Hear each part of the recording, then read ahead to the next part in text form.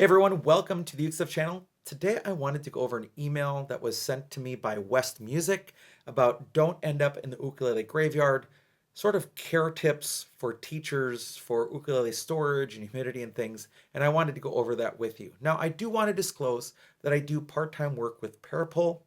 Parapole is a competitor of West. I am not representing Parapole in this video. This is just my own talking. I'm also not against West or anything like that. I'm just going over the advice that they give and giving you some additional thoughts to it. So their idea is keep your ukulele out of the graveyard by following these tips. And that's what we're going to go over today. So the first one is keep your ukulele safe with the right rack. They say the closer your ukulele is to the ground, the closer it is to being 6 feet under. I am not sure that that's true. Sometimes the most damage in my room happens when the ukulele drops from its storage about 6 feet high to the ground. So that is not close to the ground and damage is occurring. However, I do know what they're saying, which is your ukulele needs a safe place to be stored. I think that's where I would go with it. Racks are great if you don't have wall space and you do have floor space, but a lot of people don't have either. If you do have wall space, I don't think you need fancy ukulele hooks. You should do what I do. And here's a picture of what I do. It is 2x4s with tool hooks from Menards. Menards is a large hardware sort of store in the Midwest. If you're from this area, you know. If you're not, it'd be similar to a Home Depot or a Lowe's, but with other things in it with a Midwest twist. They have groceries and some other things in Menards, Christmas sections, things like that. I think Lowe's and Home Depot do as well. But they will sell tool hooks that are just U-hooks that you can use.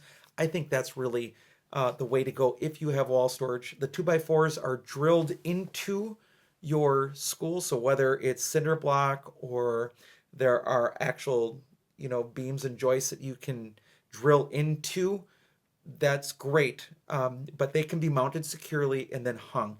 Do make sure that your main piece, if you're hanging ukuleles, is hung. And I would mount hangers into wood rather than hangers directly into the wall. It's just going to make things easier. You can paint, you can put stickers, number stickers, so you can keep things organized. It works really well. So number one, they say use pegboard. I would not use pegboard.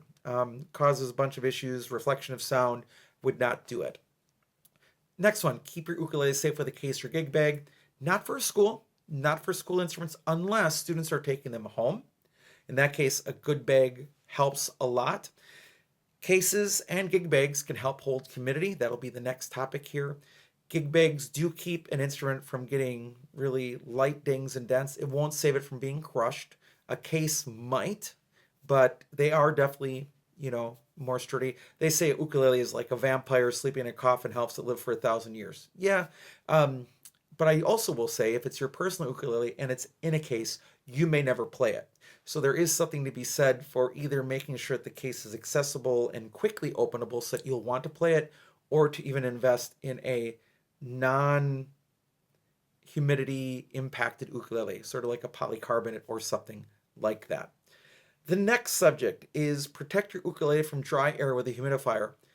If you are using a laminate ukulele, it probably doesn't matter. Laminate are thin layers of wood, sometimes a real wood, sometimes a plywood mix, depends on what quality of plywood the company is using for its laminate.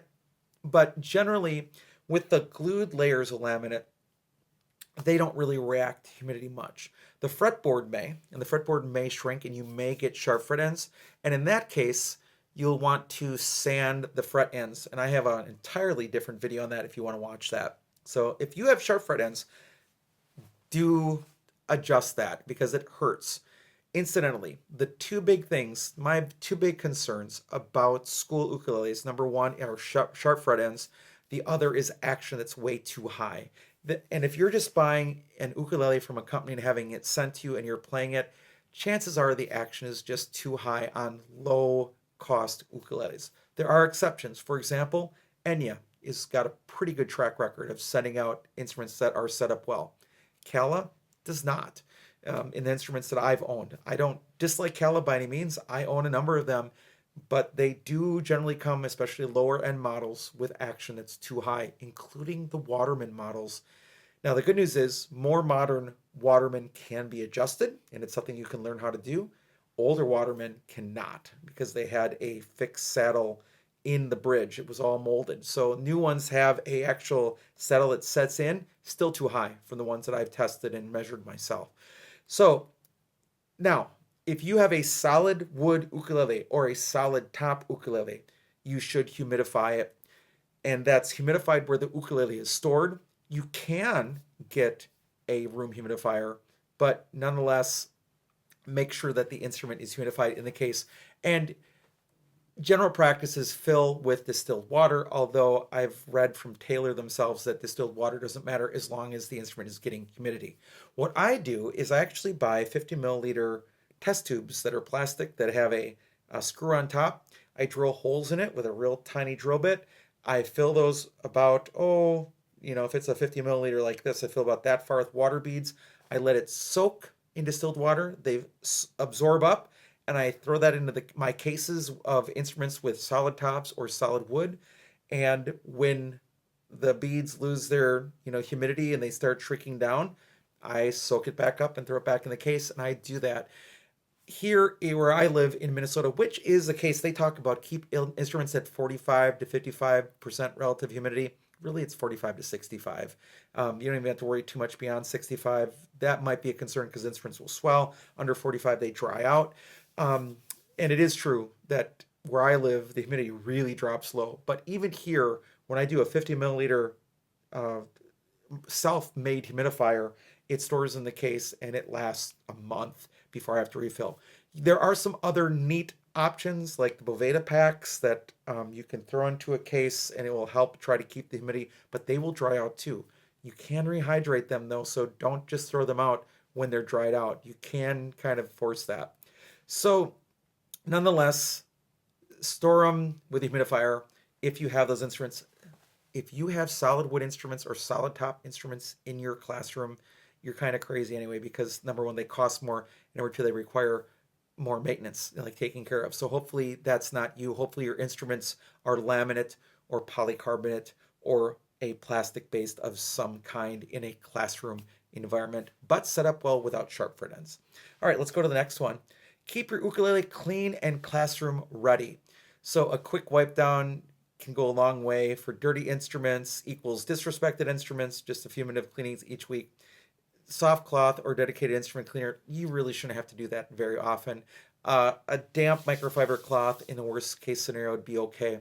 During COVID, I had to have chemicals and spray my ukuleles down so that students, when they were playing, could touch an instrument that had been totally decontaminated from the previous day. For about half a year, we saw half of a class for 2 weeks at a time.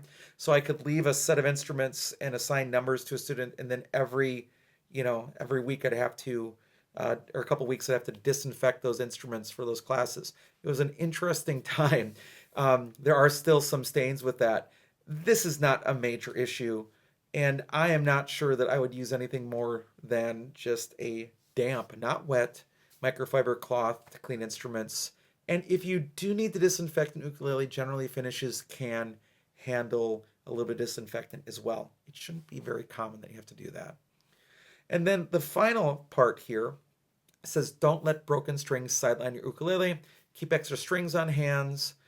Try ball end strings, they're easy to install. Stay stocked. Now, so whether you are an individual player or whether you are a teacher of ukulele, you need to know how to do strings on your instrument.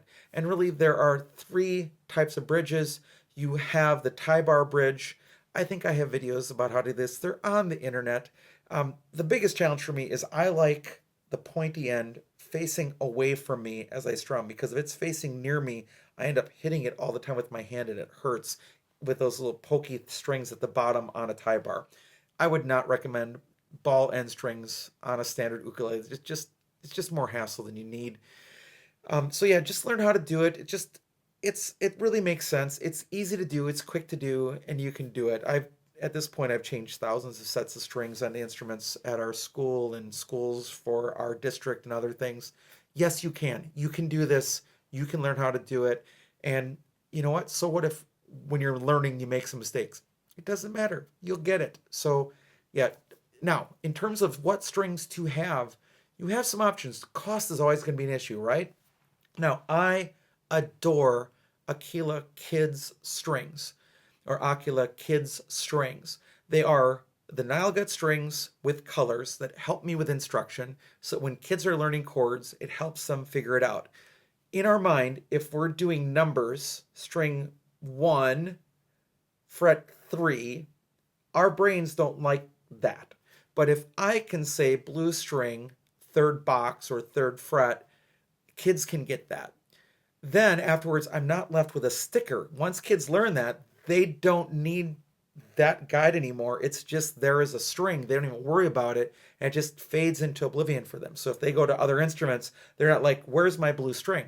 But they might become dependent on stickers. So I'm not a big sticker advocate. If you're teaching stickers to young students, like second grade or third grade, I wouldn't even teach ukulele that young. I'm not saying that kids can't do it, but I wouldn't do it personally. Then I understand the stickers. But if you're dealing with like fourth, fifth grade and older, no stickers. Try the Aquila Kid strings.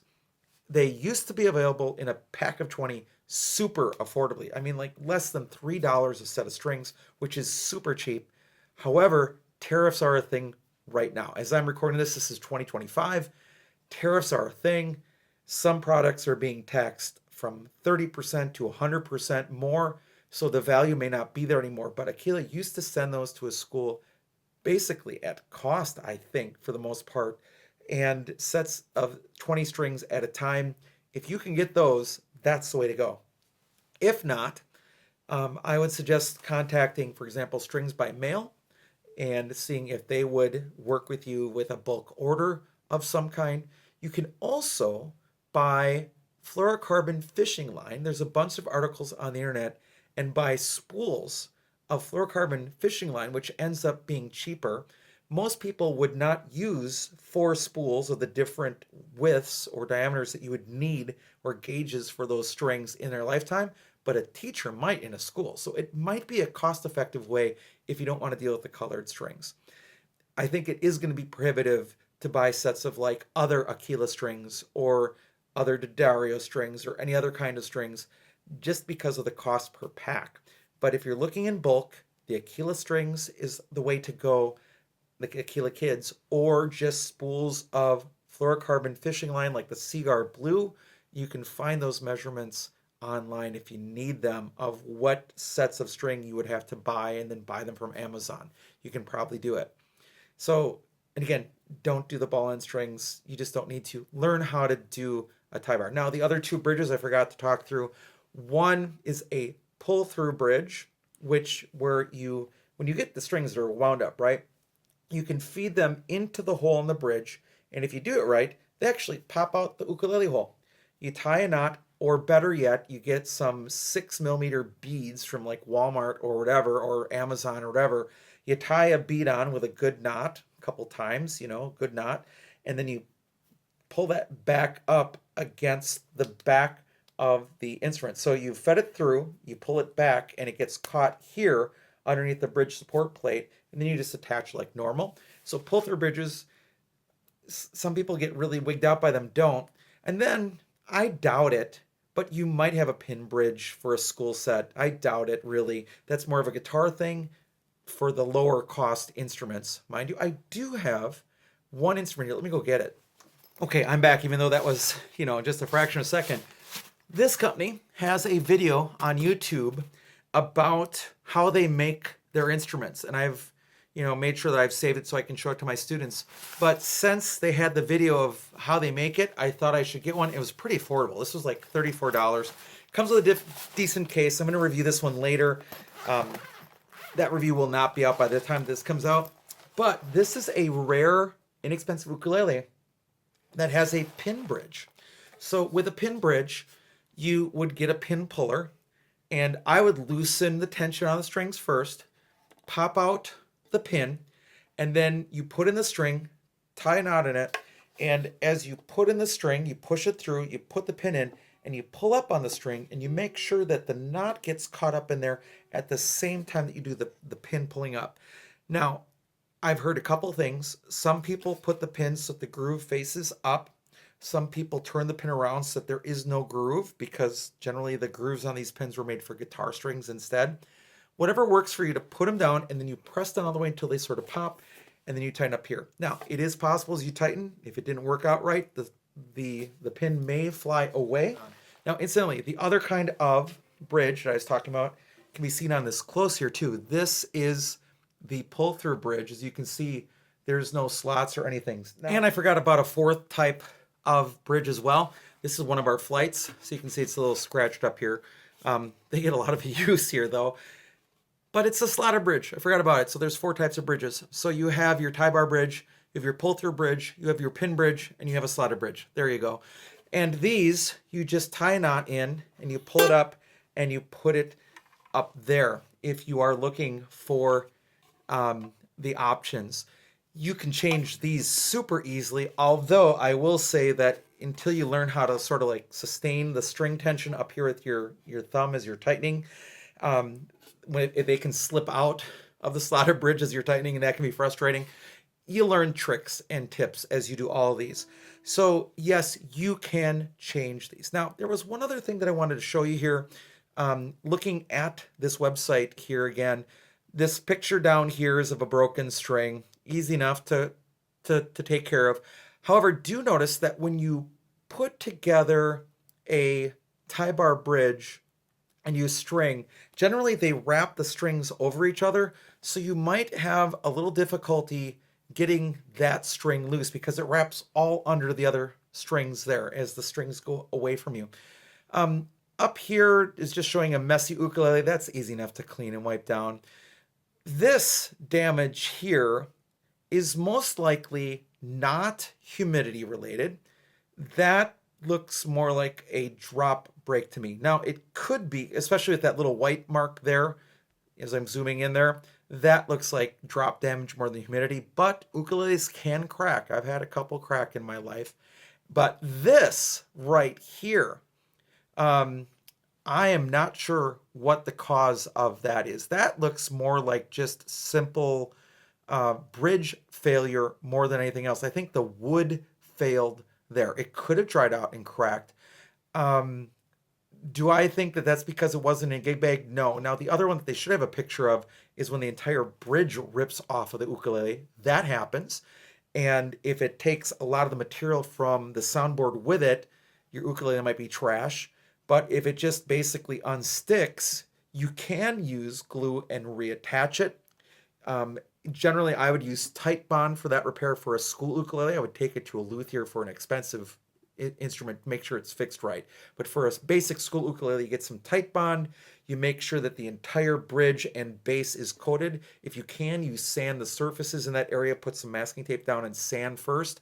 Then put Tight Bond on both surfaces, put it on, make sure it's straight, and then put some kind of weight on it so that it's compressed while it dries and it holds firm. Then you'd be fine. That you could try to fix with some glue. It might work. I don't know.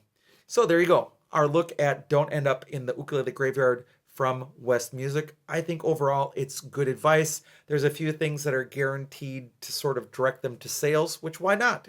You're giving free advice. You might as well point people those things. So I'm not bothered by that. I do have some differing opinions on some of this stuff, but nonetheless, it's good. I'm pretty happy with what West sent out there. All right, thanks so much for joining me for this video. I hope you're having a great day, and I'll be back soon with some more uke stuff for you.